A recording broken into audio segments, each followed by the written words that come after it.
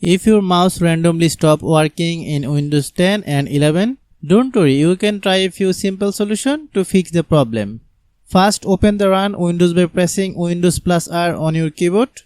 Type the temporary files location provided the tutorial and press Enter. Select all the files in the folder by pressing Ctrl plus A, then delete them. After deleting the temporary files, close the folder.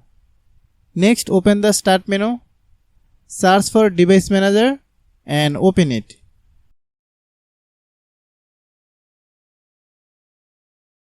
Find mic and other pointing driver and click the arrow to expand it. Right click the mouse and select Update Driver. Choose Browse My Computer for driver. Then select Let me pick from a list of available driver. Select SID Complaint Mouse and click Next. If the mouse still stops working, return to Device Manager, right click mouse and select Uninstall driver.